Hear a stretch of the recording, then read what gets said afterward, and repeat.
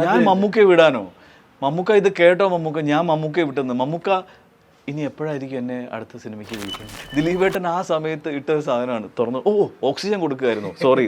കാരണം ആ തോട്ട് വരണമെങ്കിൽ ആ സമയത്ത് വരുന്നതാണ് ഓക്സിജൻ കൊടുക്കായിരുന്നല്ലോ. നമ്മളെല്ലാവരും ചിരിച്ച്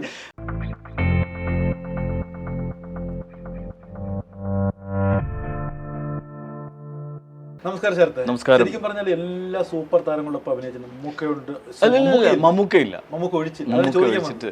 ലാലേട്ടനുണ്ട്, സുരേഷ് ഗോപിയുണ്ട്, ജയറാമുണ്ട്, ദിലീപുണ്ട്. എന്തുകൊണ്ട് മമ്മൂക്കയെ മാത്രം വിട്ട്? ഞാൻ മമ്മൂക്കയെ വിടാനോ? മമ്മൂക്ക ഇത് കേട്ടോ? ഞാൻ മമ്മൂക്കയെ വിട്ടെന്ന്. മമ്മൂക്ക ഇനി എപ്പോഴായിരിക്കും എന്നെ അടുത്ത സിനിമയ്ക്ക് വിളിക്കുന്നത്? സാധാരണയായിട്ട് അദ്ദേഹം എന്തായാലും ശരത്തിനെ ശ്രദ്ധിച്ചാണ്, സീരിയലൊക്കെ കാണുന്നുണ്ട്. നിങ്ങൾ തമ്മിൽ എന്തെങ്കിലും ആശയം കാണുന്നുണ്ട് എപ്പോഴെങ്കിലും? അല്ല, നമ്മൾ അമ്മ നമ്മുടെ യോഗത്തിനൊക്കെ പോകുമ്പോൾ അദ്ദേഹമായിട്ട് കാണാറുണ്ട്, സംസാരിക്കാറുണ്ട്, എല്ലാം ഉണ്ട്.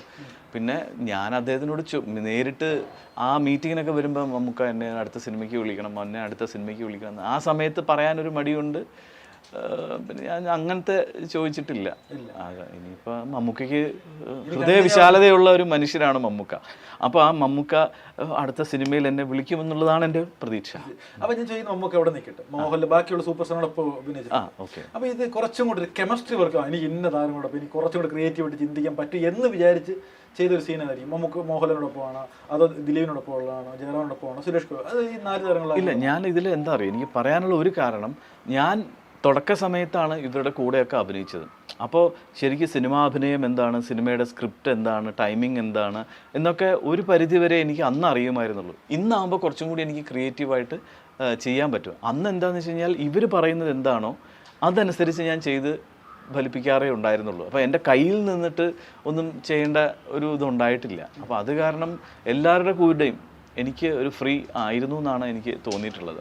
ഇത് ഞാൻ ചെയ്തതിന് ശേഷം ഇത് വേണ്ട എന്നാരും പറഞ്ഞിട്ടില്ല. അപ്പോൾ എല്ലാവരുടെ കൂടെയും എനിക്ക് ആ ഫ്രീഡം ഉണ്ടായിരുന്നു എന്നാണ് എനിക്ക് തോന്നിയത്.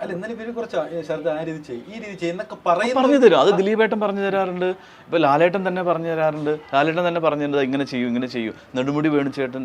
അപ്പോൾ കൂടെയുള്ളവർ മുഴുവൻ എന്നെക്കാളും വളരെയധികം എക്സ്പീരിയൻസ് ഉള്ള ആൾക്കാരാണ്. അപ്പോൾ അവർ നമുക്ക് പറഞ്ഞു തരുമ്പോൾ അതിനെ നമുക്കൊരു ഗുരുവാക്യമായി തന്നെ കണ്ട് നമ്മളത് ചെയ്യാറുണ്ടായിരുന്നു. അപ്പോൾ എൻ്റെ അനുഭവത്തിൽ എല്ലാവരുടെയും കൂടെ എനിക്ക് ഈ ഫ്രീഡം ഉണ്ടായിരുന്നു. ഒരാളും അത് വേണ്ട എന്ന് പറഞ്ഞിട്ടില്ല.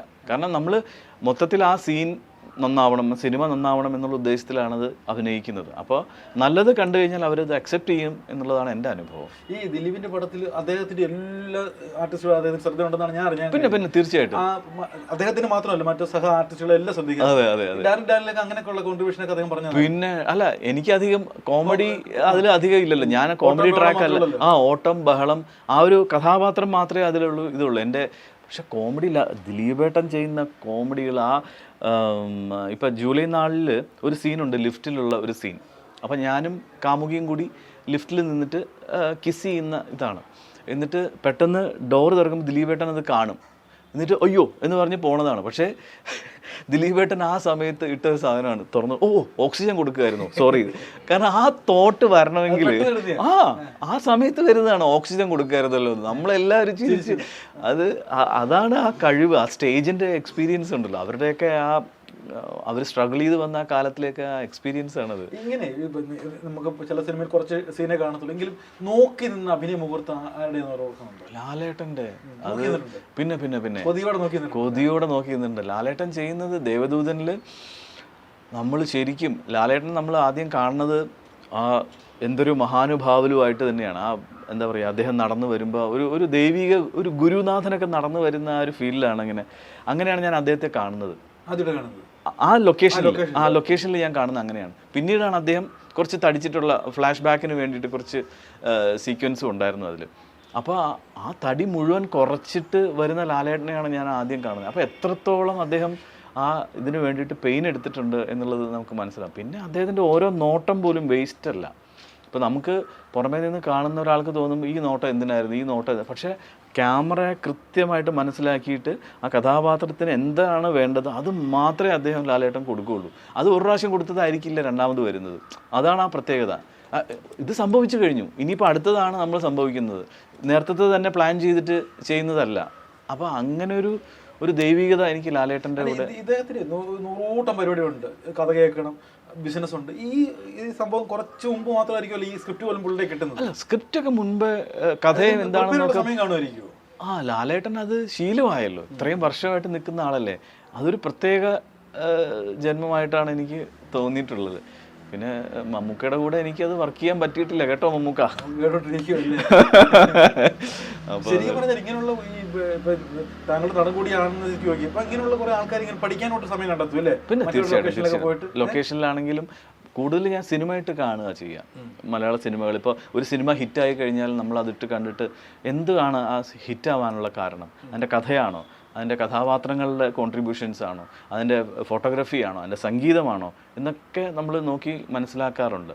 അത് അങ്ങനെ ഒരു എന്താ പറയുക, പഠിക്കാനുള്ളൊരു മനസ്സ് നമ്മൾ എപ്പോഴും കയ്യിൽ വേണം.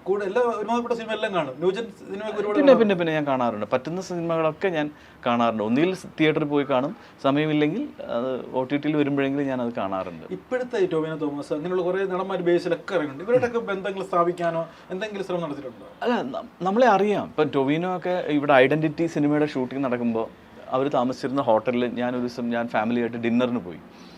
അപ്പോൾ നമ്മൾ ഡിന്നർ കഴിച്ചിറങ്ങുന്ന സമയത്താണ് ടൊവിനോ പുറത്തിറങ്ങി പോവുക. അപ്പോൾ ഞാൻ ഓടി അടുത്തേക്ക് എത്തിക്കഴിഞ്ഞപ്പോഴേക്കും ടൊവിനോ കാറിനകത്ത് കയറി. പക്ഷേ കാറിനകത്ത് നിന്ന് എന്നെ കണ്ടു. ഉടനെ ടൊവിനോ ഇറങ്ങി വന്നു, ആ ചേട്ടാ എന്ന് പറഞ്ഞു. അപ്പോൾ അവർക്കൊക്കെ പരിചയപ്പെടുകയല്ല, നമുക്കറിയാം. നമ്മുടെ അമ്മ സംഘടനയിൽ ഞാൻ അവിടെ എല്ലാവരുമായിട്ട് സംസാരിക്കും, എല്ലാം ചെയ്യാറുണ്ട്. പക്ഷേ ഇങ്ങോട്ട് ഇറങ്ങി വന്ന് നമ്മളെ അക്സെപ്റ്റ് ചെയ്യാനുള്ള ഒരു മനസ്സ് അതിപ്പോഴത്തെ ജനറേഷന് ഉണ്ട്, പഴയ തലമുറയിലുള്ളവരാണെങ്കിലും. അപ്പോൾ അതുകൊണ്ട് എല്ലാവരുമായിട്ട് നല്ല ഫ്രണ്ട്ഷിപ്പാണ് നമ്മൾ. അല്ല, ഇപ്പോഴത്തെ ഈ തലമുറയായിട്ട് പോകാനേ ഇപ്പൊ ഒരുപാട് 32 വർഷത്തെ എക്സ്പീരിയൻസ് ഉള്ള ആളാന്ന് ചോദിക്കും. കുറെ സാക്രിഫൈസ്, ശരീരം പോലും കളഞ്ഞാൽ അത്രയും ഡെഡിക്കേറ്റഡ് പിള്ളേരാണെന്ന് തോന്നുന്നുണ്ട് ഇപ്പോഴത്തെ. പിന്നെ അവർക്ക് കുറച്ചും കൂടി ഈ ഇൻഡസ്ട്രിയെ കുറിച്ച് കൂടുതൽ അറിയാം. മാറുന്ന ഇൻഡസ്ട്രിയാണ് ഇപ്പോൾ. എന്താ പറയുക, സിനിമ എന്ന് പറഞ്ഞാൽ ഇപ്പോൾ പാൻ ഇന്ത്യ ബേസിസിലുള്ള സിനിമകളാണ് ഇപ്പോൾ കൂടുതൽ മലയാളം ശ്രദ്ധ കേന്ദ്രീകരിക്കുന്നത്. ഇപ്പോൾ കൊറിയൻ സിനിമകൾ പോലെ തന്നെ മലയാള സിനിമകളെ അംഗീകരിക്കുന്ന ഒരു സമയമാണ് ലോകം മുഴുവനും. അപ്പോൾ അത് നമ്മൾ ഇപ്പോഴത്തെ ചെറുപ്പക്കാർ തിരിച്ചറിഞ്ഞു, അതിനനുസരിച്ചുള്ള സിനിമകളാണ് അവരുണ്ടാക്കുന്നത്. അതൊക്കെ വളരെ നമുക്ക് മലയാളത്തിന് അഭിമാനകരമായിട്ടുള്ള നേട്ടമല്ലേ. അന്നത്തെ കാലത്ത് ഇങ്ങനെയൊന്നും ഇല്ലല്ലോ. നമുക്ക് മലയാളം എന്ന് പറഞ്ഞാൽ മലയാളികളുടെ ഇടയിൽ മാത്രമുള്ളൊരു സിനിമ എന്നുള്ളതായിരുന്നു. അത് മാറ്റിയത് ലാലേട്ടനും സുരേഷ് ഏട്ടൻ പിന്നെ മമ്മൂക്ക അവരുടെ സിനിമകൾ തമിഴിലേക്കും തെലുങ്കിലേക്കൊക്കെ മൊഴി മാറ്റുമ്പോഴായിരുന്നു. പിന്നീട് ഇപ്പോൾ ഓൾ ഇന്ത്യ ലെവലിലാണ് ഇപ്പോൾ എല്ലാം അക്സെപ്റ്റ് ചെയ്യുന്നത്. ഇപ്പോൾ ചൈനയിലാണെങ്കിലും ദൃശ്യമൊക്കെ എത്ര കളക്ട് ചെയ്തിരിക്കുന്നത്. അപ്പോൾ അത് പാൻ വേൾഡ് ആയി കഴിഞ്ഞു ഇപ്പോൾ.